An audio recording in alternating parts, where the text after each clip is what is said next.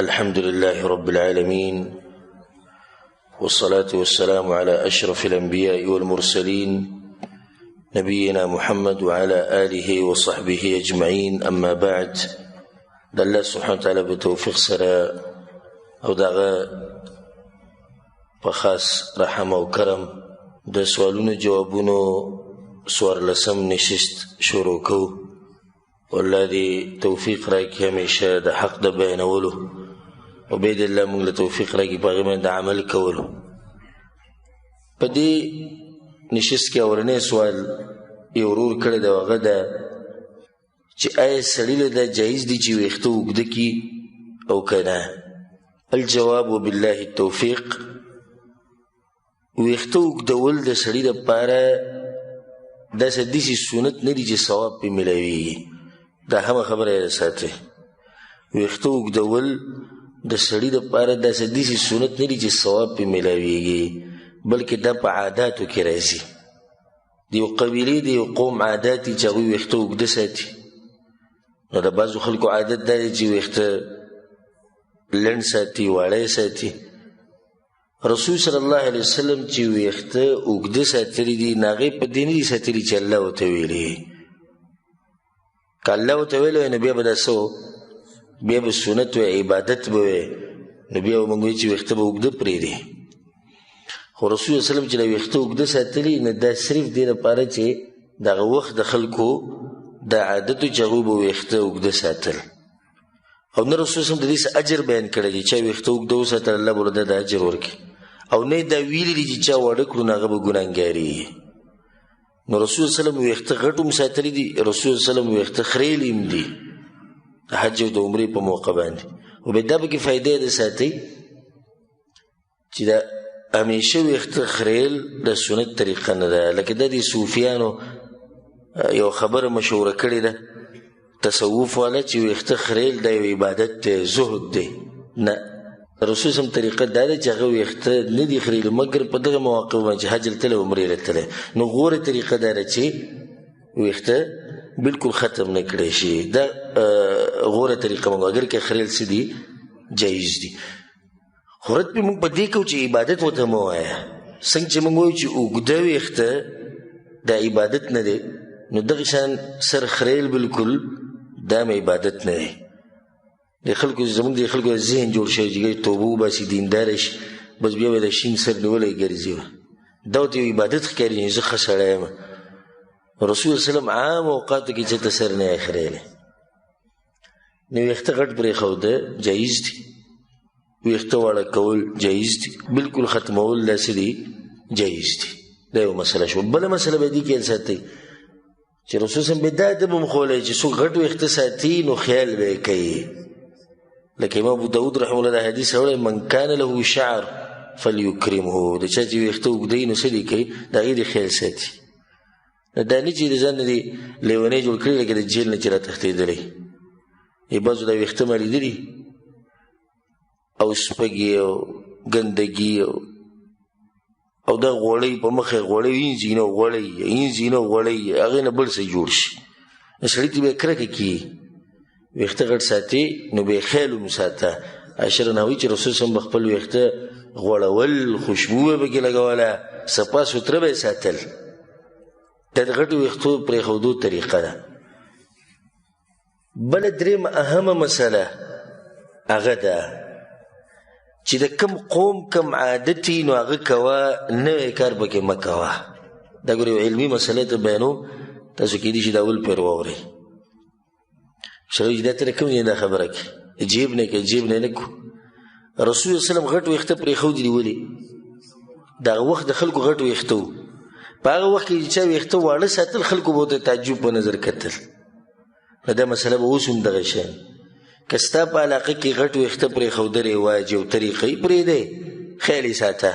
خو لکه نن سبا چې کوم حالات دي نو خلک ویښته غټ پرېږدي، که واړه کوي واړه کوي، واړه ویښته پرېږدي. په داسې معاشره کې غټ ویښته مه پرېږده.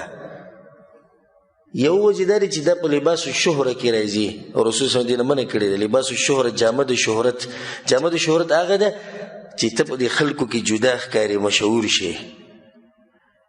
نو دا اوږدې سڼې دې پرېښودې خلک وایي سڼور کتل او سڼور بره لاړ سڼور کتل کوم یو سړی هماغه سڼور دی نو په دې ته مشهور شو خلک ورته تعجب په نظر ګوري نو پرېږده زه تاسو ته د امام ابن عبدالبر رحمه الله یو ناشنا خبره ذکر کومه حاصل دا خبرې په کتاب التمهید کې هغه دا کړې ده هغه دا وی زمونږ په زمانه کې هغه د خپلې زمانې خبره کوي وی زمونږ په زمانه کې غټ ویښته پرېښوده دا رواج نه دی بلکې وی نن سبا دا د خپلې زمانې خبره کوي وی زمونږ په زمانه کې د قمقلانو خلکو نښه دا ده چې ویښته به یې صحیح ویښته به یې غټې وي د بېدینو خلکو او وی اهل علم چې دي نه هغوی ځان د دینه لرې ساتلی دی اهل علم وی وأضرب عنها أهل الصلاح والعلم صلاح ولا علم ولا دیندار خلق وي زموږ په زمانه کې غټ ویښته نه پرېږدي نو غټ ویښته به نه پرېږدي ولې دلیل پې څه ورکوي ته وایي دلیل پې دا دی من تشبه بقوم فهو منهم څوک چې د چا په شان ځان کوي دغه شان شو نو څوک چې دا ویښته پرېږدي نو وایي زموږ د زمانې قمقل شو او زموږ د زمانې بېدینه شو په هغه وخت کې به بېدینو خلکو غټ ویښته پرېښود څومره ښکلې خبرې کړې نو بیا یې څه وویې والشعر والحلق لا يغنيان يوم القيامة شيئا د قیامت پر ورځ نه غټ ویښته پیدا ورکوي او نه واړه ویښته پیدا ورکوي وانما المجازات على النيات والاعمال دار و مدار د خبرې بس دی هغه په اعمالو دی په نیتونو دی په ویښتو څه کار کوي نو بې ناشنا خبره کړې سړی چې د زړه کې دننه کېدم دا خبره فرب محلوق خیر من ذي شعر کله کله به یو سړی ویني ویښته بلکل خریلي د هغه سړي نه ډېر غوره چې غټ ویښته ساتلي ورب ذي شعر رجلا صالحا او کله کله غټ ویښته ولا صحیح نیکعمله سړی څومره قیمتي قانون یې بیان کو چې ته خپلې زمانه کې وګوره غټ ویښته څوک پرېږدي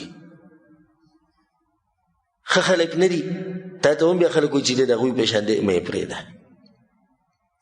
اوس زموږ په دې زمانه کې غټ ویښته پرېښوده عادت دی نه دی ځکه کېدای شي بعض علاقې د پښتنو دي چې هلته به وي نور خو عام پښتنو کې دا عادت نشته نو مه یې پرېږده د بعضو خلکو دا دین ټول راوستی په څه کې ایښودی او نو غریب چې لمانځه ته پوستو کې مونځ ولم خپل نه ورسي په دې ویښتو ته ځان څه ښکاري نو د امام ابن عبدالبر دا خبره یې ساتئ چې د قیامت پر ورځ نه غټ ویښته فایده ورکوي نه واړه بلکې خبره ټوله د اعمالو ده او د نیتونو ده په دې ورسېدی که نه د هغې نه بعد یو ورور سوال کړی دی چې آیا دا حدیث صحیح دی من علمني حرفا صرت له عبدا چې څوک راته یو ټکی وښیي نو زه د هغه غلام شومه آیا دا حدیث صحیح دی وایي که نه الجواب دا خبره ډېره مشهوره ده او دا خلک یې کوي چې څوک چاته یو ټکی وښیي د هغه غلام شو او وی حدیث کې راځي نه حدیث نه ده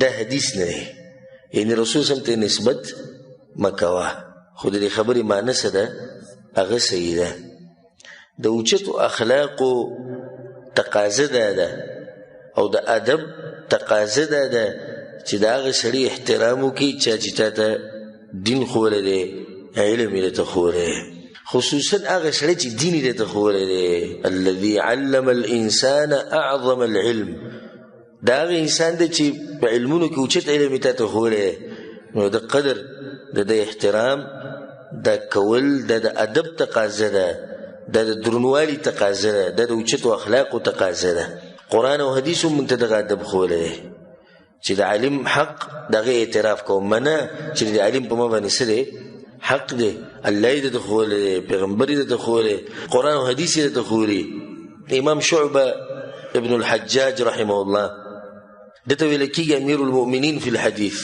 غټ محدث تیر شوی دی امام ابن عساکر رحمه الله خپل یو کتاب د تاریخ دمشق پای کې دا خبره نقل کړې ده وی ده به وي من کتبت عنه 4 احادیث د چا نه چې زه 4 حدیثونه واورم ویې لیکم ته فانا عبده حتى اموت نو زه د غلام شم د مرګه پورې په یو ځای کې دا خبره هم کړې ده وی کله چې به د یو سړي نه ما یو حدیث واورېدو یو نو بس زه به د هغه غلام شم کله چې به ما ونه لیدو د هغه تپوس به مې کوو او چې مې ولیدو بیا به مې د هغه احترام او قدر کوو دیسی کې د غلام نه مطلب دا نه چې بندګي کو، غلام نه مطلب دا چې زه دغه فرما بردار شوم، زه دغه احترام کوم، دغه قدر کوم، هغه چې کوم ښه کړي دی هغه منم.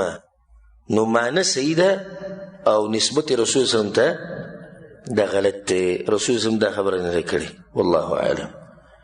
دغه نه بعد یو ورور سوال کړی دی چې زنانه د احرام په حالات کې نو مخ پټول د دې لپاره نشته، نو آیا دا په دې دلیل دی چې د ښځې د مخ عورت نه دی او د ښځې لپاره مخ پټول لازم نه دي؟ ځکه که مخ پټول لازم وي نو رسول صلی به ولې دې زنانه ته د حج او د عمرې په موقع باندې چې د احرام په حالت کې مخ د احرام په حالت کې مخ مه پټوه؟ الجواب بالکل د دې خبرې نه دا نه ثابتېږي چې د زنانه مخ پټول لازم نه دي، دا ترې نه ثابتېږي. د چا ویلي؟ دا خو نن سبا د کوشش روان دی.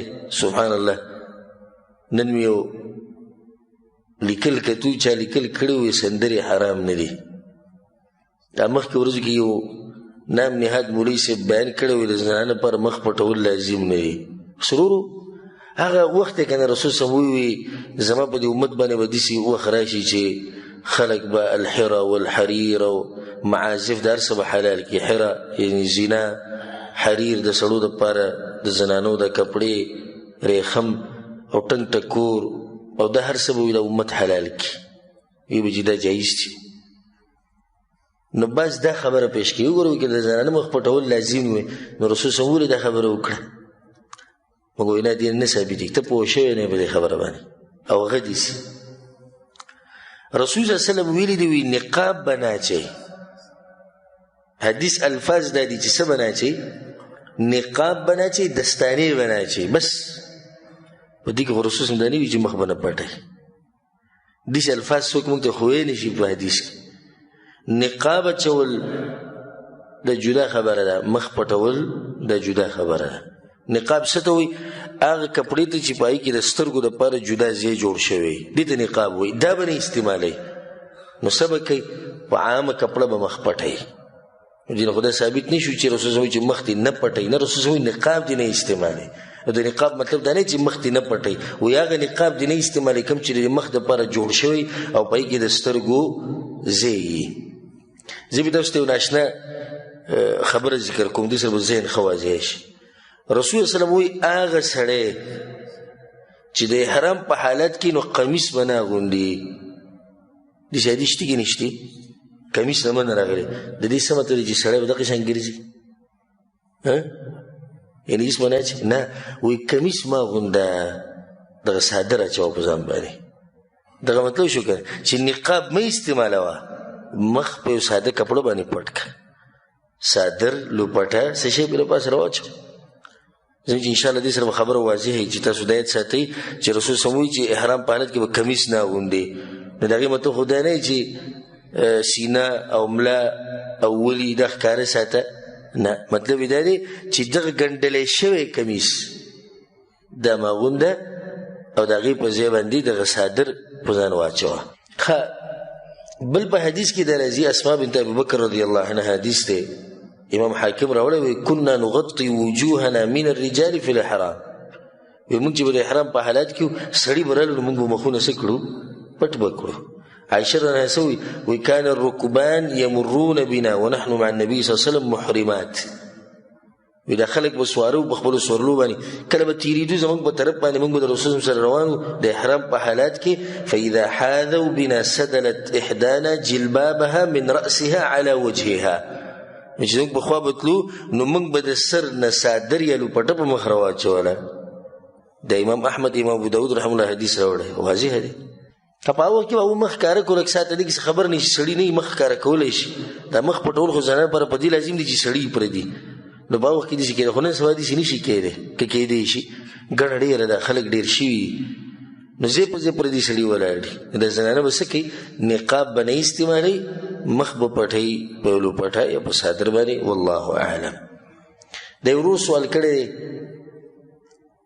چې تا په یو درس کې دا خبره بیان کړې ده چې ټلیفون د موبایل په آدابو کې چې څوک چاته ټلیفون وکړي نو سلام باغ کس اچي چې چا ټلیفون کړی او بیا دې پای کې یو واقعه ذکر کړې ده د شیخ البانی او د شیخ صالح الفوزان. نو دا واقعه ما په کتابونو کې وکړه خو ملاو نه شوه. نو دا کوم ځای کې ده؟ الجواب اولنی خبره خو دا چې دا خبره ما کړې ده دې اقرار کوم چې د ټلیفون ادب دا دی چې څوک د ټلیفون وکړي نو سلام به کوم یې واچوي اچھا چې ټلیفون کړی او موږ وایو د دې داسې مثال دی لکه څوک چې تا ته ورټکوي اجازت غواړي یو سړي تا ته وټکو نو ته به ورته دنې نه وایې السلام علیکم او به وټکوي تا ته وایي السلام علیکم ته ورته وعلیکم السلام. بیا دی وایي چې دا واقعه ته ذکر کړی شیخ البانی رحمه الله او د شیخ صالح الفوزان حفظه الله دا غلط پوه شوی ضرور. ما شیخ صالح الفوزان نه یاد کړی ما شیخ صالح بن طه یاد کړی. نو دا واقع د دوی د هغه نه ده شیخ صالح الفوزان پکې نشته. ښه دا واقع پېښه شوې ده د شیخ صاحب د شاګرد سره د شیخ الباني رحمه الله شاګرد سره. شیخ الباني ورته دا مسله بیان کړې ده او هغه داسې واقع ورته ذکر کوم ډېره ناشنا واقعه ده. د شیخ صاحب رحمه الله شاګرد دی شیخ صالح بن طه ابو اسلام کنیت دی او غټ عالم دی. هغه وایي چې یو پیر شیخ صاحب شیخ الباني رحمه الله ټلیفون وکړو زما کور ته نو زه نه وم نو زما وړي لور ټلیفون اوچت کو چې ټلیفون اوچت کو نو السلام علیکم رحمت الله ووایي نو دې شیخ بیا زما مبارک ته پوښتنه کوي پلار دې کوم ځای کې ورته یې نشته نو چې پلار دې راغی ته ورته وویل چې محمد ناصر الدین الباني ټلیفون کړی او د هغه تواضع او عاجزي ده چې داسې ورته وایي چې شیخ ټلیفون کړی ته الباني ټلیفون کړی وایي صحیح وایي کله چې کور ته واپس راغلم زما لور ماته ووایي چې یو کس ټلیفون کړی وایي چې پلار ته به دې ووایي چې محمد الباني ټلیفون کړی وایي چې دا خو شیخ صاحب دی چې څه وایي واپس مو ډایرکټ ټلیفون وکړو نو شیخ صاحب ما سره خبرې وکړې چې څه خبره وایي بیا ما ته وایي چې ابو اسلام یو تپوس کوم ما چې څه وایي ستا د لور چې ټلیفون اوچت کو نو هغې ډایرکټ ووایي السلام علیکم ورحمت الله. آیا دا کار د دې ماشومې خپل کار دی که نه تا ورته دا ښوولي دي نو که علمي مسلې بیا به موږ هم پوه کړه د دې علماو د عاجزي دا د استاذ دی او د ده نه د زرګاو لکاو علماو استاذ دی نو که دا د علمي مسلې او تا ورته ښوولي څه دلایل ته پکې معلوم وي نو موږ ته هم پوه کړه وایي ما ورته وایي چې نه شیخ دا د هغې خپل کار دی بلکې موږ چې څه زده کړي دي او ستاسو نه موږ زده کړي دي چې څوک ټلیفون وکړي نو سلام به هغه چې کوم چې ټلیفون اوچت کړي دی به اول سلام نه اچوي. وایي شیخ ما ته وایي چې او دغه شان خبره ده نو پوه یې که په دې باندې بیا ماشومانو د تربیت په دومره خیال ساتي ښه او موږ د ماشومانو ډېر ښکلی تربیت کړو هغوی به دې ته هم ګوري زموږ ماشوم نه د سپین ګیري ته دا پته به نه پکې بعضو ته چې سلام باندې ټلیفون ها څه وی څه چل دی او دلته ماشوم یې دومره ښکلی کار وکړي سلام واچو خو شیخ وایي نه پوه یې که په دې مسله باندې ښه دا مسله دا د شیخ الباني په کتابونو کې خو نه ده واقعه اوس ضرور دا مطلب دی چې دا واقعه د شیخ صاحب په کتابونو کې کوم ځای کې ما خو ټول وکتو اولنۍ خبره دا ده چې کله یو عالم چاته مسله بیان کړي چې داسې واقعه راپېښه شوي او په هغې کې مسله بیان هغه په خپلو کتابونو کې نه ذکر کوي ذکر کوي شاګرد چې استاذ ما ته یو ځای کې داسې ویلو هغه سیرت بیانوي نو یو پیر ما ته دا نصیحت کړی نو شاګرد یې بیانوي هغه کس په خپله دا خبره نه بیانوي. نو دا د شیخ صالح بن طه ابو اسلام د هغه سره دا واقعه راپېښه شوې ده د هغه یو کتاب دی العقیده اولا لو کانوا یعلمون او په دې کتاب کې دا مسله راوړې په اولني جلد کې په 14مه صفحه کې یا په 14مه کې والله اعلم او په دې موږ نه خفه کېږو په دې موږ خوشحالي کوو چې څوک تپوس وکړي چې دا کوم ځای کې دي او دا هم د الله په توفیق سره یو نعمت دی چې الله راکړی چې موږ خبره کوو نو ګوره هسې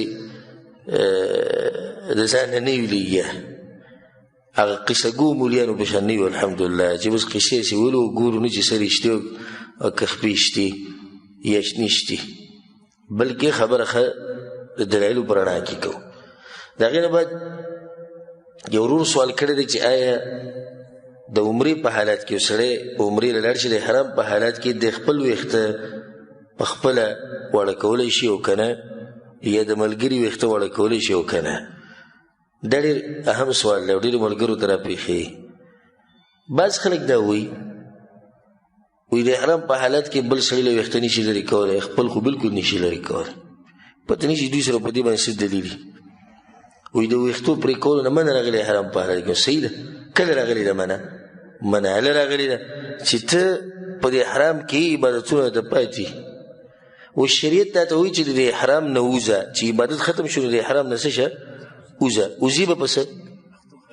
په ویښتو واړه کولو سره که نو ویښته واړه کول مقصد دی. اوس دا که دا سړی په خپله واړه کوي او که بل څوک واړه کوي، خو ویښته واړه کول دلته پکار دي.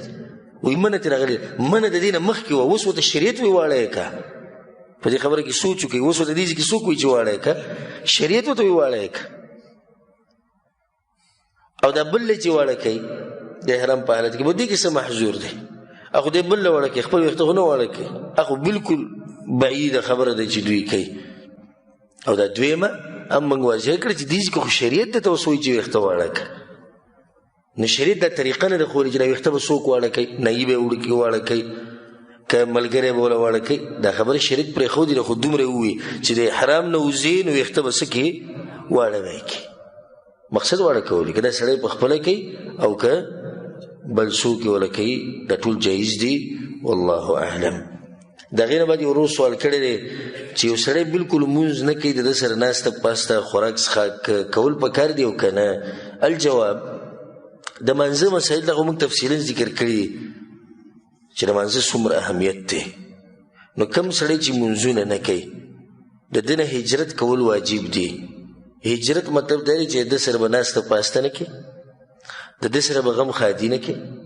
که دې ته له دعوت ترکي نه دعوت به ورله نه قبلی، یعنې نه به ځي. که خوراک څښاک دعوت ته لري پروګرام دی راشه، نه به ځي تر دې چې دی د ګناه پرېږدي واپس شي الله سبحانه وتعالی ته. ځکه چې د دا ګناه ډېره غټه کفر دی. مونځ پرېښوده کفر. نور څه ووایو؟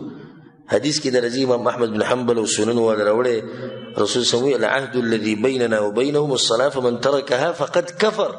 چا چې مونځ پرېښودی څه شو؟ کافر شو. په یو بل روایت کې راځي بین الرجل وبین الکفر والشرک ترک الصلاة. امام مسلم د حدیث راوړی، وایي د کفر او د سړي په منځ کې چې کوم دیوال دی هغه څه دی؟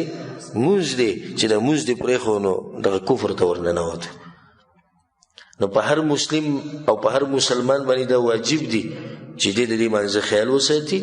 په جومات کې به کوي چې نارینه ښه د هغې ارکان واجبات هغه پوره به ادا کوي، او چې څوک یې نه کوي نو په هغه باندې انکار کول، هغه ته نصیحت کول د لازم دي. نصیحت یې ورته وکړو او نه یې مني او د نیغې لارې ته نه راوړي، نو بیا به ورسره تعلقات څه کړي؟ ختم به کړي. زه درته په الله قسم خورم که موږ په دې باندې عمل وکړو یو بېلما زموږ په منځ کې نه، خو دغه بېلمازه په سر یې موږ ګرځوو. هغه د الله نه مني، د الله نه مني زموږ ورسره ملګرتیا ده، د الله نه مني زموږ سره خپلولي ده، د الله نه مني زموږ سره انډیوالي ده. وروره چې مونځ نه کوې نو زما سره مو رشته نشته. چې مونځ نه کوې انډیوالي په تندر دې ولګي. انډیوالي څه شی؟ نه به ما سره تعلقات ساتي، نه به سره ساتم. چې ټوله معاشره داسې شي نو د بېلمازه به تنګ شي چې یاره دا خو نقصاني خبره خلک مې پرېږدي، نو د یېرې نه به څه شروع کړي؟ مونځ به شروع کړي. خو چې بېلمازه ته پته ده چې د ده په دې کې هېڅ دغه نشته، د دین سره د دین قدر ورسره نشته. که د روپۍ او د مزدورۍ څه مسله راشي بیا راسره ورانه یم او جوړه یم او بیا هر څه کوي. الله سبحانه وتعالی دې موږ له توفیق راکړي چې د دې مونځونو پابندي وکړو د مرګه پورې، او په داسې طریقې وکړو به کومه طریقه چې رسول صلی الله علیه وسلم کړې وي. والله اعلم. د یو ورور سوال کړی دی چې یو سړي نه ویتر پاتې شي او بیا د ورځې راګرځوي، نو په څه طریقه به یې راګرځوي؟ اورنۍ خبره خو دا موږ بیان کړې هم ده په درسونو کې، په سوالاتو جواباتو کې، چې د ویترو قضا د شتي. رسول صلی په حدیث کې من نام عن وتره او نسیه، څوک چې د ویتر نه اوده پاتې شو یا تیر شو نو چې کله ورته رایاد شي د خوبه راپاسي قضا دې راوګرځوي. خو سوال دا دی چې دا په څه طریقه راګرځوي؟ نو بیا په دې کې د علماو اختلاف دی. بعض علما وایي په کومه طریقه چې دې کول هم په حقه وایي کې، او بعض وایي نه بې طریقه جدا ده. او زما خپل ځاني زړی ته مطمئن دی چې او بې طریقه جدا ده. ویتر دا به ته څه کوې؟ طاق به کوې، یعنی 1 3 5 و 9 او چې د ورځې راګرځي نو بیا به څه کې بیا به جفت کې چې 1 وتر دې کوو نو 2 به کې چې 3 دې کوو 4 5 دې کول 6 و دې کول 8 9 دې کول نو څو لس په دې باندې 2 دلیلونه ته بیانو اولنی دلیل هغه دی په صحیح مسلم کې د حدیث د عائشہ رضی الله عنها کان النبي صلی الله علیه وسلم رسول الله صلی الله علیه وسلم چې وکړه د منځنه مصروف شو د شپې د منځنه بنوم د خوب د لاسه په پاتې شو یا د بل څه تکلیف د لاسه په پاتې شو او د شپې مونږ به ونکو صلى من النهار 12 ركعه د ورځې به څو رکعات وکړو 12 التبل حدیث ته رسول صلی الله علیه وسلم نقل لعشر نهوی چې رسول صلی الله علیه وسلم په رمضان او بغیر رمضان کې د شپې مونږ وسو رکعات کو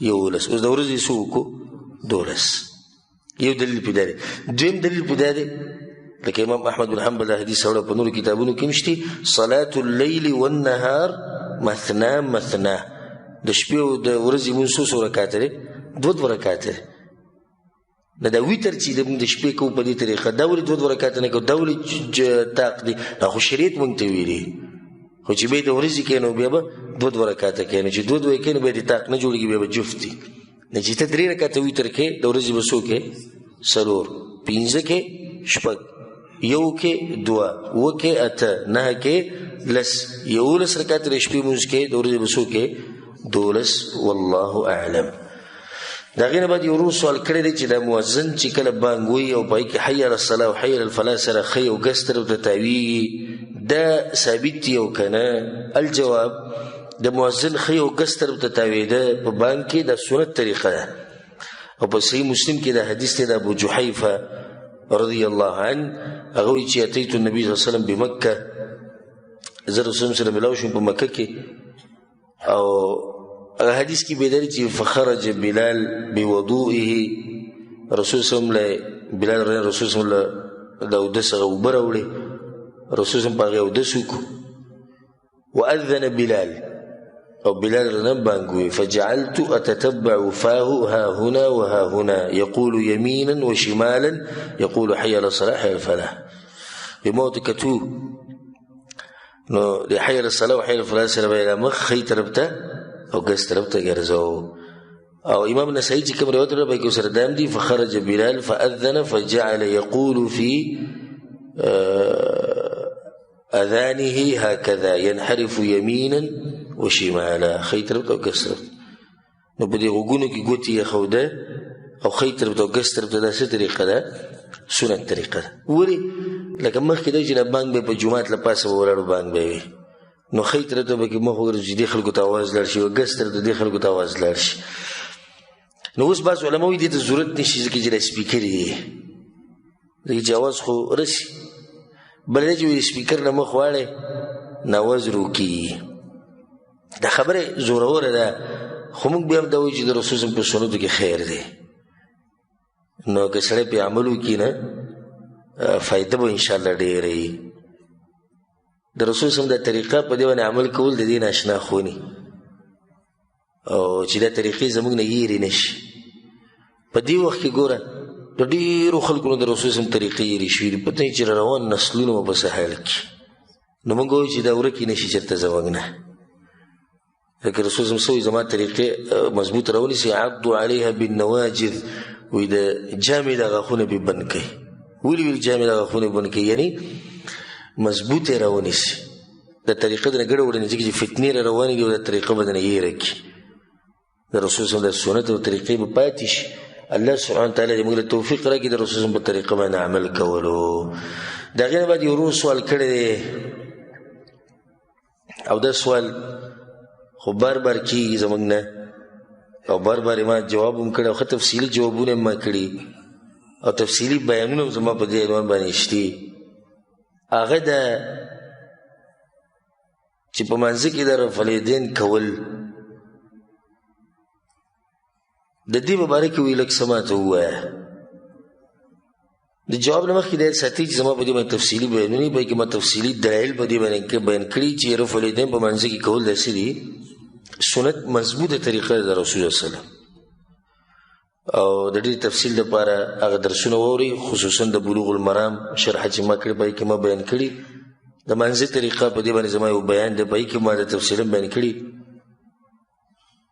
رفع الیدین کولو باندې احادیث او آثار چې راجمع کړي نو سره پاسه 400 دلایل دي.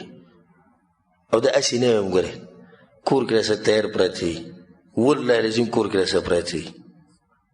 د چا زړه نه مطمئن کېږي ما سره اوس ځو د درس نه بعد او زه به ورته ښیم 400 آثار او حدیثونه دا په دې باندې شتي چې رفع الیدین په منځ کې کول د سنت دي. خو صرف یو حدیث ته وایم ځکه چې دا زیات دي تفصیل نه دی، نور سوالونه ډېر دي. په صحیح بخاري صحیح مسلم کې دا حدیث دی چې صحیح بخاري صحیح مسلم څوک وایي که نه سمه مضبوطه ټاپه راواچي مور داسې بچی نه راوړی چې دې کې خبرې وکړي، او چا چې خبرې وکړي نو مرض په هغه کې دی. ځکه چې ټول امت اتفاق دی اصح الكتب بعد کتاب الله، د الله د کتاب نه بعد صحیح کتاب هغه صحیح بخاري دی، به صحیح مسلم دی. او چې په دې کې حدیث راشي که نه نو دا داسې ټنګېدلی حدیث د سره پې دوړه نه غبار به سره نه. په کې دا دی عبدالله بن عمر وایي ان رسول الله صلی الله علیه وسلم کان یرفع یدیه حذو منکبیه، رسول صلی الله علیه وسلم اوچتول له اوږو پورې اذا افتتح الصلاه، کله چې مانځه کې ودرېد اولنی تکبیر به یې وي. واذا كبر للركوع به چې به رکوع لته، واذا رفع راسه من الركوع او به چې به د رکوع نه راپاڅېدو رفعهما کذلک هغه شان به اوچتول. یو بل حدیث کې سره څلورم ځایم راغلی دی، کم یو د دویم رکعت نه دریم ته پاڅېده. اوس که څوک ماته وایي چې بوتانو دپاره نه ځای چې مه کوه دا خبره سپکې خبرې د دې خبرو زه جواب هم نشم کولی، یعنې دومره سپکه خبره ده. بوتانو دپاره لاسونه اوچتول، د بوتانو دپاره لاسونه اوچتول نه د اولنۍ تکبیر تحریمي سره چې لاسونه اوچتې دا خو را سره ته منې. مونږ ټول چې مانځه باندې ودرېږو الله اکبر سره لاسونه اوچتو که نه اوچتو؟ کافر بوتان دي په دغه ټیم کې نه ولیږي. او چې کله رفع الیدین رکوع سره کې به یې کې ولیږي، رکوع له سړی لاړ شي لاسونه داسې کوله وکړي او په دې زنګنانو یې کېږدي د دې سره نه ولیږي. سجدې له لاړ شي لاسونه دومره کوله وشي چې ترخونه ښکاري خو بوتان ته نه ولیږي. دا بوتان صرف د رسول صلی الله علیه وسلم د طریقې سره چې دوی نه مني د هغې سره ولیږي.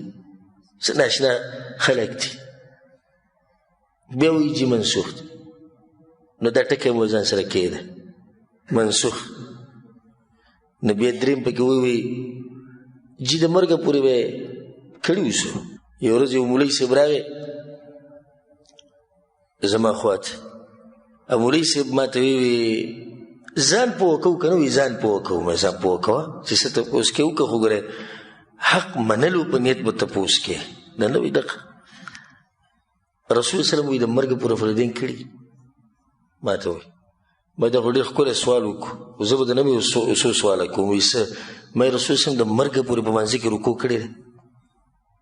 داسې الفاظ به ما ته ښیې چې رسول سلم د مرګ پورې په مانځه کې رکوع کړې، داسې الفاظ به ښیې چې غلی و. ما دویم سوال دی چې رسول سلم سجده د مرګ پورې کړې ده، داسې الفاظ شتي غلی و. ما رسول سلم التحیات د مرګ پورې ویلی ویې ښایه. دا سوالونه مه کوه، ما د الله بنده څوک به دې راټینګ کړي دله نه او بیا به د سره هېڅ هم نه وي. داسې ګډوډ سوالونه کوي چې پته ورته ولګېږي چې اوس خو ښه نه شي. نه ما خو هسې ځان پوه کوو که نه، نو ما ځان پوه کولو طریقه دا ده. دا سوال دی تپوس وکوه رسول صلی رفع الیدین کړي دي که نه دي. دا د مسلمان کار دی سره دی، کړي دي که نه دي کړي. د مرګ پورې کړي دي که نه دي؟ او د مرګ پورې کړي والله العظیم داسې ثابتو داسې چې یا دې ساتي دغه خلک د مرګ پورې کړي دي. ابوبکر صدیق رضی الله عمر بن خطاب، عثمان بن عفان، علي بن ابي طالب، په زرګاو په لکاو صحابه کرام د رسول صلی الله علیه وسلم مرګ نه بعد به رفع الیدین کول. نو خو معلومه شو چې د مرګ پورې کړي ځکه خو به هغه عمل کوي که نه. نو دا خبرې د یو څو خبرې د ځان سره کېدي. یوه بوتانو دپاره، دویمه منسوخ دي، دریم مرګ پورې شوي که نه. دا درې پالتو خبرې دي. دا بلکل میدان ته اچوه. داسې خبر راوچوه چې سړی بار شو کړي. دا خبره اوس لږه وزني ده چې دې باره کې خو دوه حدیثونه راغلي. او په هغې کې دا دي چې نه دي شوي. بس صحیح ده. راځي چې دا حدیثونه وګورو. اولنی حدیث دی امام ابو داود رحمه الله راوړی د براء بن عازب رضی الله عنه أن رسول الله صلى الله عليه وسلم كان إذا افتتح الصلاة رفع يديه إلى قريب من أذنيه ثم لا يعود. رسول الله صلى الله عليه وسلم مون شروع کو تکبیر تحریمین سره به رفع الیدین کول بیا به نه کول. دویم روایت امام ابو داود راوړی عبد الله بن مسعود نه وایي چې الا اصلي بكم صلاه النبي صلی الله علیه وسلم خپل ملګرو ته راشي هغه طریقه باندې موږ کوم په کومه طریقه چې رسول الله صلی الله علیه وسلم کړي او ته وکړه. فصلى فلم يرفع يديه الا مره. نو مونږ وکړو او رفع الیدین سو پیری وکړو یو پیر. دې ته خوشاله شي لا بس او دلیل ابو لزم دې عمري سے بیان اوریدو وی په سونو دلایل ما په دې پیش کړو چې رفع الیدین نشته. په سونو هغه عوام راشي بیا موږ ته وایي نو نور هغه څه غریب وایي چې په سونو مې وخو ته وخایه که نه. نو دا دوی چې دوره ته خبره کوم واوره. حدیث د براء بن عازب رضی الله عنه دې ته چې کوم امامان ضعیف وایي سندن هغه د هغوی نومونه واوره. او دا امامان د رسول صلی الله علیه وسلم زمانې ته نږدې تېر شوي. ګوره دا پښتانه نه دي نه پنجابیان دي او نه دا چې اوسني خلک وایي نه اوسني وابیان دا ښه نه دي او اوسني اهل حدیث ښه نه دي. دا د هغوی خبرې کوي. د هغوی بیا به تاسو خبره کړی امام سفیان بن عیینه امام شافعي امام حمیدی چې د امام بخاري استاذ دی امام احمد بن حنبل امام یحیی بن معین امام دارمی امام بخاري او داسې نور د علم غرونه هغوی سندن دا حدیث څه دی کمزوری. خو دا بل خو شتي کنه عبدالله بن مسعود دا راته ووایم عبدالله بن مسعود دا حدیث امام عبدالله بن المبارک رحمه الله هغه کمزوری کړی. امام احمد بن حنبل امام بخاري امام بیهقي امام دارقطني او نور د علم ورونه. موږ چې کله داسې وایو ضعیف دی وایي دا دوی اسانه طریقه راویستې ده وایي چې نه مني جو څه وایي ضعیف دی. نګوره ما نه دي ویلي دا د علم د غرونه وایي ضعیف دی. نه دا دوه حدیثونه د سندن کمزوري. امام بخاری رحمه الله یو کتاب لیکلی کتاب امام بخاری لیکلی یعنی د نن نه سره پاسه 1200 کاله مخکې امام بخاری دا کتاب لیکلی. دا مسله غوته غټه ښکاري ده. امام بخاری به کتاب لیکلی چې مشهور دی په جزء فی رفع الیدین او په هغې کې هغه دا خبره کړې ده وایي چې صحابه کرامو به ټولو رفع الیدین کول. امام بخاری وایي ښه ټولو صحابه کرامو به رفع الیدین کول او وایي داسې صحابي ماته نه دی معلوم چې هغه رفع الیدین نه یې کړي په منځ کې. د امام بخاري د نن نه سره پاسه 1200 کاله مخکې دا خبره کړې ده. کتاب یې پې لیکلی او په هغه خلکو یې سخت رد کړی کوم خلک چې وایي چې دا نشته. اوس هغه کوم خلک چې مړه دي او هغو ته دا حدیثونه نه دي رسېدلي موږ وایو چې دا معذوره دي الله دې وبخي. خو چې یو کس ته دا حدیثونه ورسي او بیا پې عمل نه کوي نو دی دې په ځان باندې ویرېږي.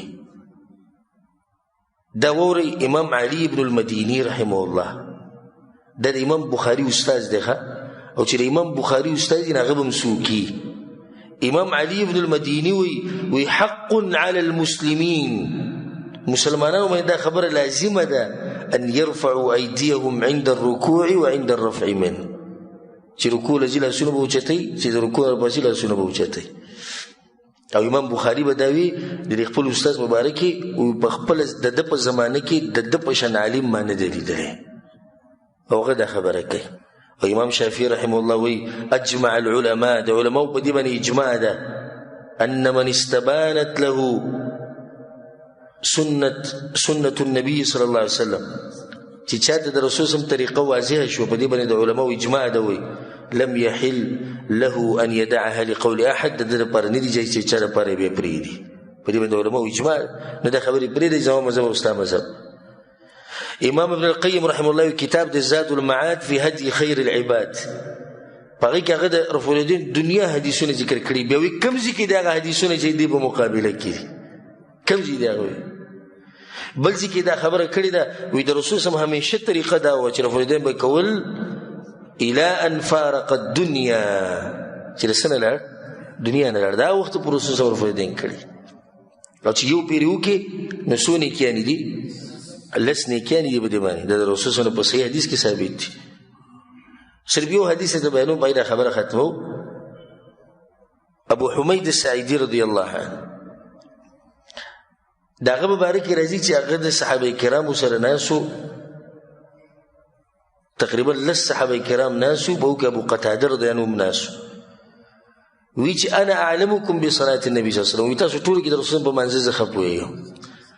دا خبر به په دینه کول زه خپوي نه پرېشته، مطلب چې زه کوم نو که څه غلطي وکړي دوی زما اصلاح کوي او که دوی اکینو د دوی به اصلاح شي. هغه ته څنګه هغه ته وی نه ته زموږ نه جوړې، ته په آخري وخت کې مسلمان شې، موږ بخانه د رسول سره ناس پاس. هغه نه مری دله دا لږ وخت وسته کړه او خمې کتله. یو ته زه سیده پاسه وی کوم ځنه یو ته کان اذا قام الى الصلاه رفع يديه، منزل رسول الله مدير الفريدين بالكور، واذا ركع واذا رفع راسه من الركوع واذا قام من الركعتين اسدور زين ذکر کو. هغه ته صدقت ابو حمید دا خبره یې سي رسول الله بدا چل کو. د ټول صحابه کرام په اجماع کې یوم دا ونی چې نه غلط شوی اخري وخت کې نه دي کړی، یوم دا ونی چې منسوخ شوی، یوم دا ونی چې بوتانو لپاره کول. نو دا کلک سنت دي، کلک سنت دي د خلکو لپاره مپرې دی. د رسول الله صلی الله علیه وسلم دا طریقه مضبوط راونی چې الله بس ته بجون کې برکت واچي. والله اعلم.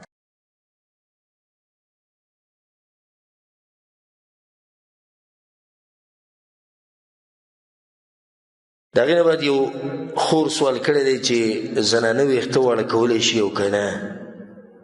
الجواب زمونږ په دې معاشره کې بعض علما دي چې هغو بې ځایه سختیانې جوړوي په مسلمانانو، او زمونږ د عوامو داسې دي چې کوم علما دي چې کوم عالم دي چې د سختې ټاپې ډېرې راچي وي ډېر خوښ حق پرس عالم دی، حق پرس چې څه یې ووایي. د حق پرس علامت څه دی؟ چې څه یې ووایي، که ګړې وړې ووایي او که مسلمانې کافر کو که څه یې وکړو، نو دا سختې سختې فتوې به راچي. نو دا مشهوره ده چې زنانه بلکل ویښته نشي واړه کولی، د دپاره ضعیف حدیثونه او منګړت خبرې بیانوي چې دې ته به دا عذاب او دې ته به دغه عذاب. خو یو حدیث هم په دې کې نه دی ثابت چې په کې د دې نه منع راغلي چې زنانه به ویښته نه واړه کوي، بلکې د دې نه منع راغلي ده چې بلکل به یې نه ختموي ځکه چې بیا د سړو په شان کېږي. نو زنانه دپاره جایز دي چې ویښته واړه کړي، خو په ښه طریقه یې واړه کړي چې خاوند پرې راځي. دا پکې شرط دی چې خاوند پرې راځي، او بله ده چې د کافرانو زنانو په شان نه شي او نه د ډمانو په شان شي، نو به یې کولی شي. په صحیح مسلم کې دا حدیث دی د ابو سلمه ابن عبدالرحمن، هغه وایي چې کان ازواج النبي صلی الله علیه وسلم یاخذن من رؤوسهن، د رسول صلی بیبیانو به ویښته واړه کول. دا په صحیح مسلم کې دا حدیث دی. نو زنانه ویښته واړه کولی شي الا په یو څو حالاتو کې چې دې کې نشي واړه کولی. اولنی چې کله پردو نارینو ته د ځان ښایسته کولو دپاره واړه کوي نو بیا څه دي؟ حرام دي. دویم چې د دې دپاره واړه کوي چې ما په ډرامه کې یو زنانه لیدلې ده یا په فلم کې مې لیدلې ده او ځان د هغې په شان کوم، نو بیا څه دي؟ حرام دي. دریم چې داسې واړه کړي لکه څنګه چې د سړو ویښته نو بیا څه شو؟ حرام دي. څلورم چې په پردو سړو باندې واړه کوي لکه نن سبا چې ورته بیوټي پارلر وایي که بیوټي پارلر دی، په دې کې سړي او دوی چې په هغو باندې ویښته واړه کوي، په دې حال کې حرام دي. پنځم چې کله ورله خاوند اجازت نه ورکوي چې خو په دې کې ټوله مسله د نه راغله چې د ډمانو په شان ډیزاین نه کوي، د کافرانو په شان ډیزاین نه کوي، د هندوانو په شان ډیزاین نه کوي، نور واړه کولی شي. نو پنځم حال موږ دا ذکر کوو چې څه خاوند اجازت ورته نه وي. چې خاوند اجازت نه وي نو بیا ښځه ویښته نشي واړه کولی. خاوند اجازت یې ویښته واړه کولی شي. دا ویښته که د شاته سوکي ته اخلي او که مخې ته شونډي، نو دواړو طرفونو نه ویښته واړه کول څه دي؟ جایز دي. خصوصا د بعضو زنانو ویښته ډېر غټ وي، هغو ته د تکلیف وي او تنګۍ او صفایي نشي کولی، نه دغه زنانه خو بلکل واړه کولی شي. خو دغه شرطونه به پکې دا کوم چې ما ذکر کړو. والله اعلم. د هغې نه بعد یو ورور سوال کړی دی چې دا خلک وایي چې کومه زنانه د رمضان د میاشتې روجې پرېږدي لکه د بیمارۍ د لاسه څه عذر د لاسه او بل رمضان راشي او دی ونه نه وي 4 روجې ته پاتې شوي دي نو بیا به وایي 8 نیسي 8 ته پاتې شوي دي نو څو به نیسي 14 روجې به نیسي دا خبره صحیح ده که نه. الجواب په دې باندې د ټولو امت او د ټولو علماو امامانو اتفاق دی چې چا روجه څه د عذر دپاره پرېښوده نو بیا به قضا راګرځوي مخکې د دې بل رمضان نه او په هغه باندې دلیل په صحیح بخاري صحیح مسلم کې عائشة رضی الله کان یکون علی الصوم من رمضان په ما باندې به د رمضان د میاشتې روجې پاتې وي فما استطيع ان اقضيه الا في شعبان نو کله مې راوګرځولې شعبان کې په شعبان په سره راځي رمضان یعنی د بل رمضان به نږدې ما به قضا راوګرځوله ولې به دومره لیټ کوله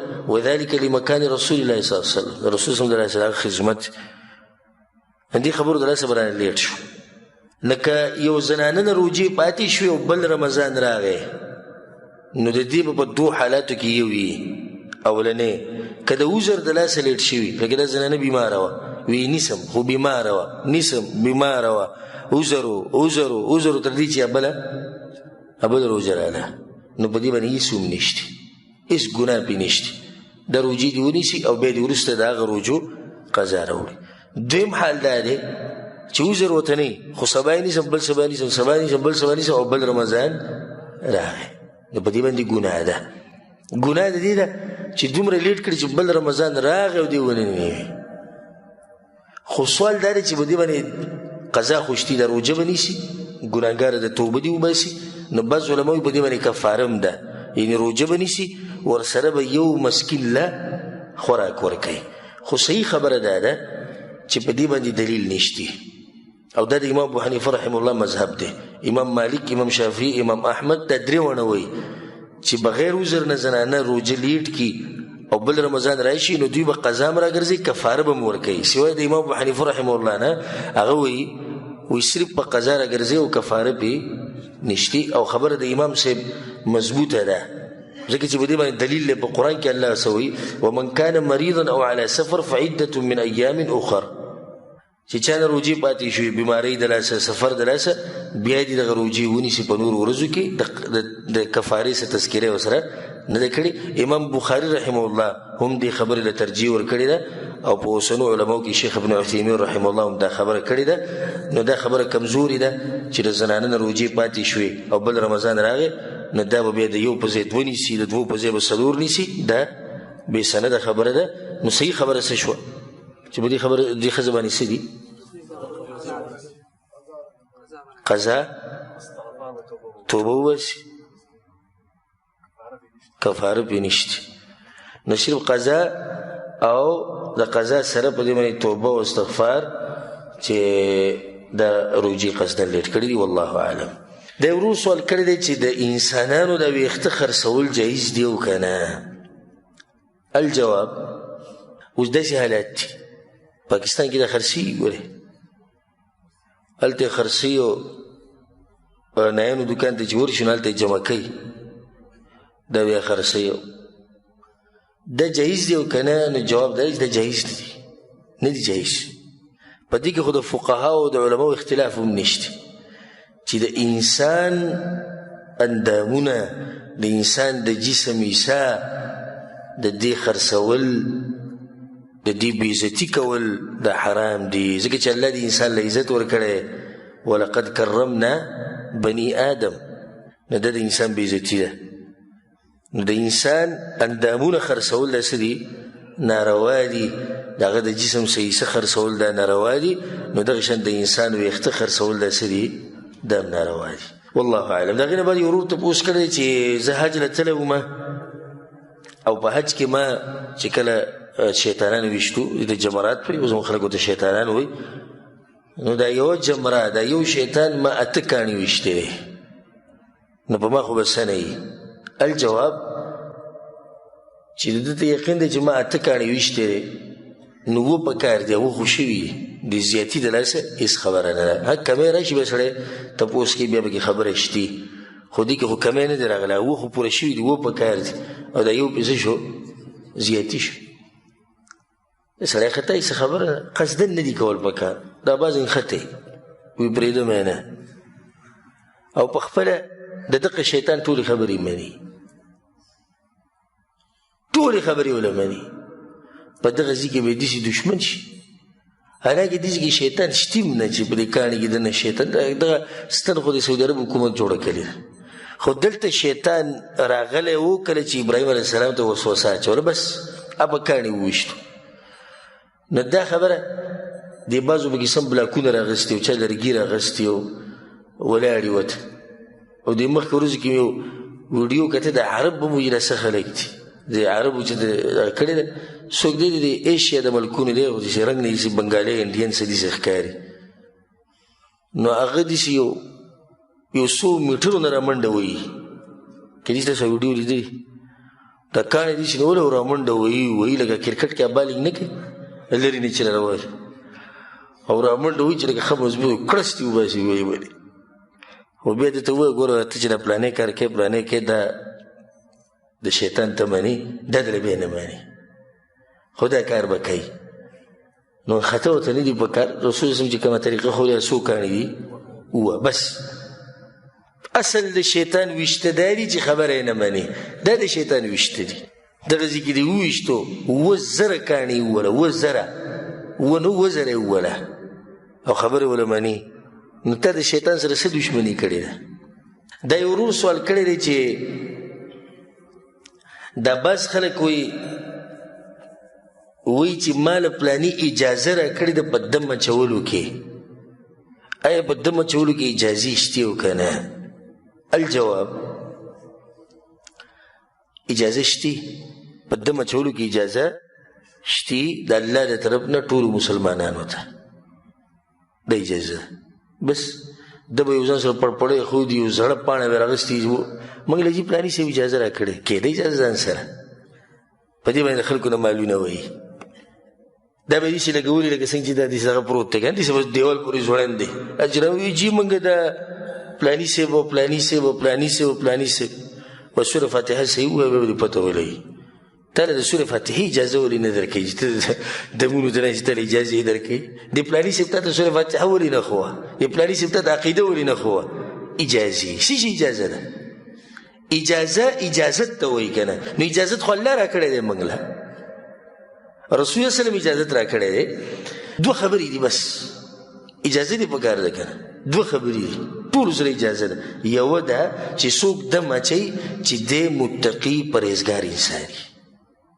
15 وخته مونځ کوي عقیدې د توحیدي د رسول سم په طریقې د ګناهونو نه لري د بدعاتو خرافاتو نه لري دا سړی دې دم اچوي خو دې اجازې ته دې شرط ته پکې ګورې نه ګوري اکثر چې له اجازې ورسره یې که نه دا به یو بدعمله انسان وي اکثر او دویم شرط څه دی چې دعاګانې ورته یادي قرآن آیتونه ورته یادي په ښه طریقه یې ویلی شي بس دم دې اچوي د ټولو نه ښه طریقه دا ده چې ته بیمار شي په کوم ځینې تکلیف یې په هغه ځای لاس کېده بس قرآن ووایه خبره ختمه شوه خوا کې دې پلار دی که نه پلار ته ووایه مور دې خوا کې مور ته ووایه ابۍ یا مور راشي د سورې فاتحه را باندې ووایي د مینې نه به یې درته ووایي خلاص د زړه د کومې نه به درته ووایي ته ګوره چې الله شفا درکوي که نه دی به رواني ګاډي کې به ناست شي پلاني چې ته شي نه چې د هغه سره خاص اجازه ده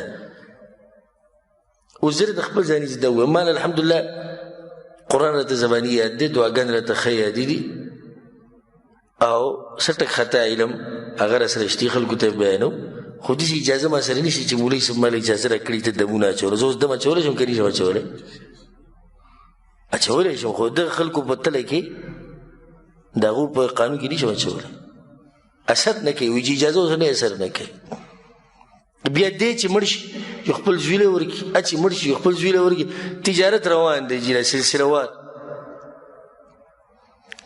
دا پلانې پیر صاحب د پلانې پیر صاحب د دې نه به انشاءالله دا ملګري ډېر خبرې دا کوم چې دلته درګۍ دا ناست دي هلته د قیسې میسې د اجازې مجازې هلته ډېرې زیاتې دي د هغو د اجازې مجازې د پلانې سره اجازه هېڅ اجازې یې نشته اجازت الله ورکړی دغه دوه خبرې په کار دي کومې چې ما ذکر کړې والله اعلم دا یو ورور سوال کړی دی ناشنا سوال یې کړی دی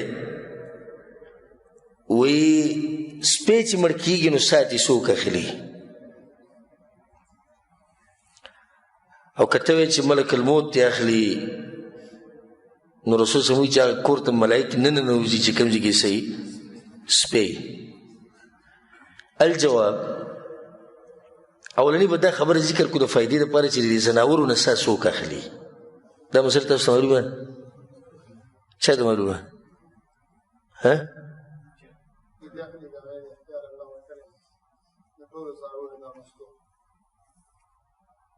نو دې آیت دلیل شته چې د ټولو نه سا اخلي. قرآن کې خو سیدل چې قل یتوفاکم تاسو نه اخلي. ناول دا مسله بیانو چې د زناورو څارویو نه سا څوک اخلي. دا خبره خو واضحه ده چې د آدم د بچو نه سا د څوک اخلي؟ ملک الموت اخلي. قل یتوفاکم ملک الموت الذي وکل بکم. دا واضح شو. بیا سا د زناورو او د څارویو نو په دې کې نه آیت شته چې پای کې دی چې دوی له سام دی اخلي، نه په دې کې صحیح حدیث دی. نو ځکه پکې بیا د بعض علماو اختلاف دی. بعض علما یو روایت ذکر کوي چې هغه سندن ضعیف نه منګړت دی. شیخ البانی رحمه الله ته منګړت وایي. امام عقیلی راوړی دی په هغې کې دا دي چې آجال البهائم د څاروو زناورو چې هغه هر قسمه آجالها فی التسبیح چې څو پورې د الله پاکي وي دا به ژوندي. فاذا انقضى تسبیحها چې کله د پاکي ویل بند کړي قبض الله ارواحها الله دې سا واخلي. وليس الى ملك الموت من ذلك شيء او ملک الموت په لاس کې وایي څه نشته دی. لکه دا صحیح به خبره واضحه ده خو دا سندن سره ضعیف دی. نو بعض علما دا وایي چې ټولو د ملک الموت سا اخلي او انشاءالله چې دلیل به دې واضحه نشته نو دا خبره به دغه عام پرېږدي چې ملک الموت د ټولو نه سا اخلي. د شیخ ابن عثیمین رحمه الله نه یو پیر یو کس تپوس وکړو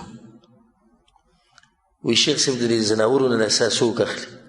غوسه شو. وایي صرف دا مسله پاتې شوې ده. هغه مسلو کې ګوتې مه وهئ چې د ضرورت نه یې. الله او د الله رسول نه ده بیان کړې چې نه یې ده بیان کړې پرېږده بس ده. ته خپل سوچ وکړه تا نه به څوک څه اخلي خو واضحه ده. د هغې لپاره تیاری پکار دی.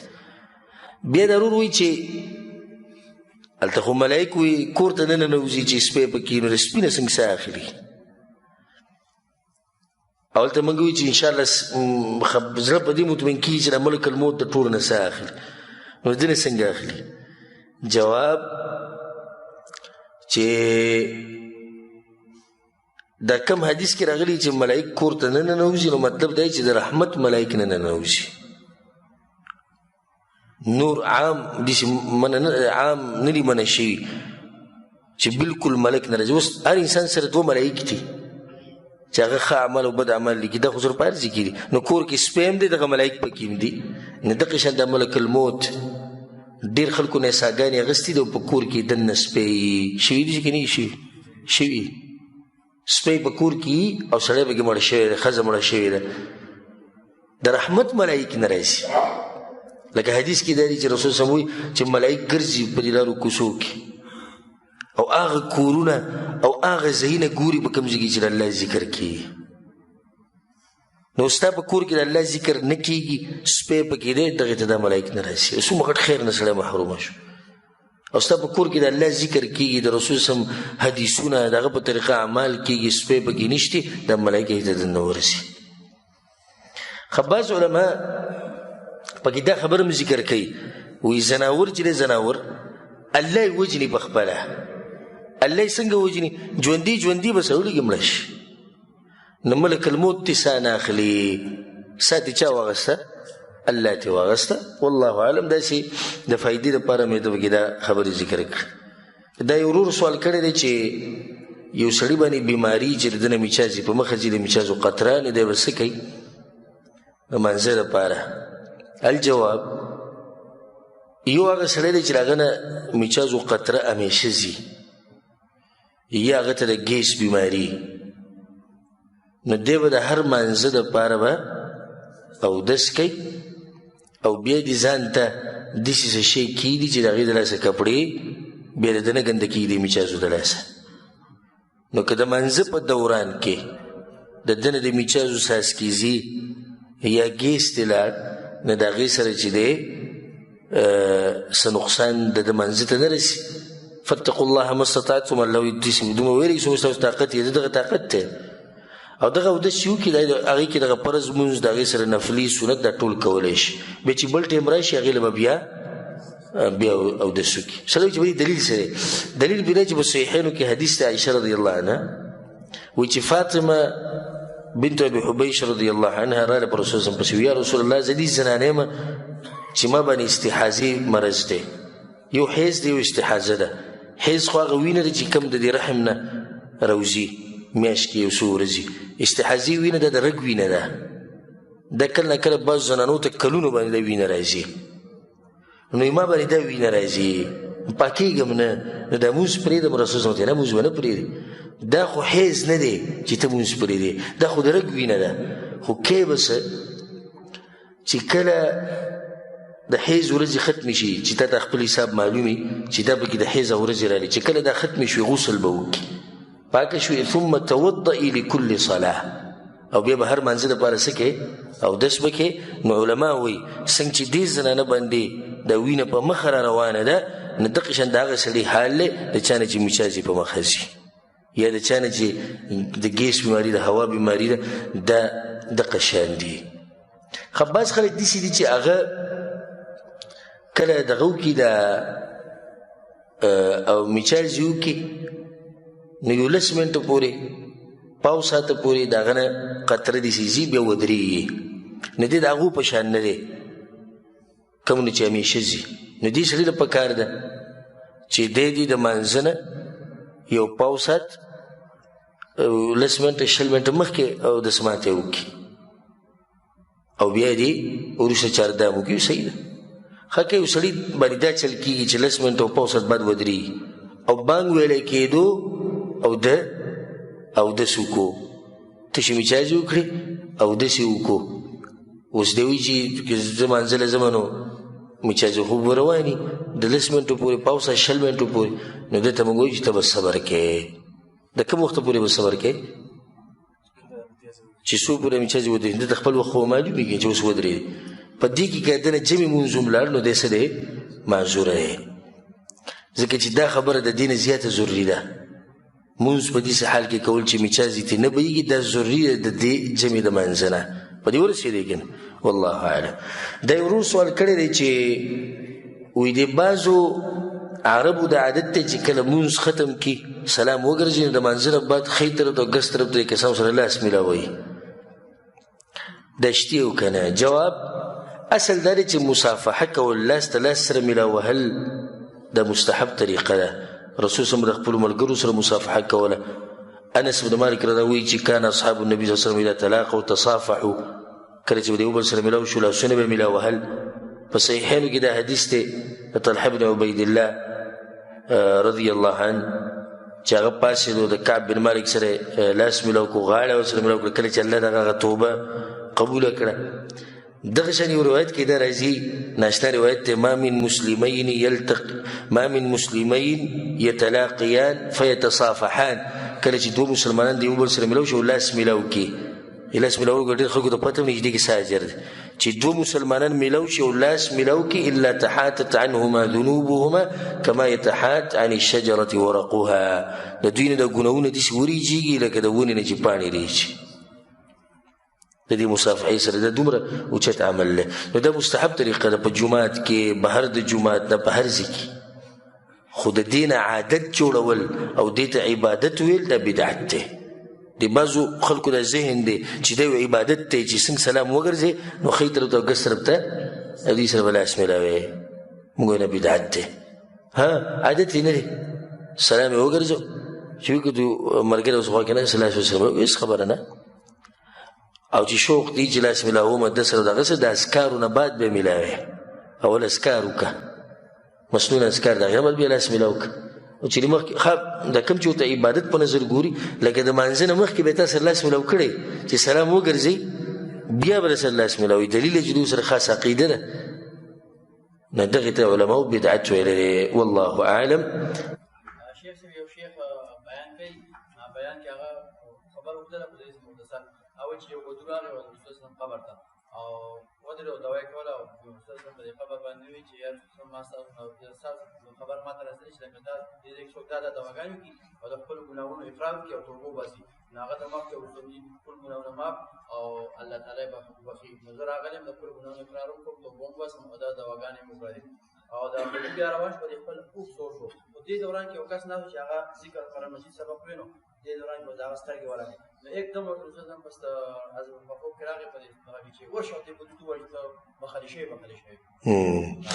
دا واقعي د دې واقعي نه معلومیږي چې د قصه ګو مولوی صاحب بیان کړی دا او اسیغه خپل جماهیر ډېرې جماهیر په عربی کې څه ته د کم چې ناس خلک دي دا ډېرول د دې خلکو د ډېرولو دومره اسانه طریقه ده کنه زرته یعنی سو ما دومره ناشنا او دومره اسانه طریقه ده د دروغ قصې شروع کا چاته سوای مو چې پتا کې غلط کار دي پستی خبرې کوا دروغ قصې کوا دا غي سره جاړه دا ټول دنیا ته سره کیږي نو دا منګړت واقعا ده اول خودي کې دا شرکی واقعا ده چې رسول صلی الله علیه وسلم بخانه غواړي به دوی مده چې کم ځکه د رسول صلی الله علیه وسلم د قبر په خوا کې ورشول ته وجاړو الته د دعاګانې وغواړو زما ګناونه وبخو د اذکار و او د دعاګانې و مخکینی او راتلونکي ګناونه به ټول تیر شوي او راتلونکي ګناونه به ټول وبخلی شي ټول منګړت خبرې دي والله اعلم.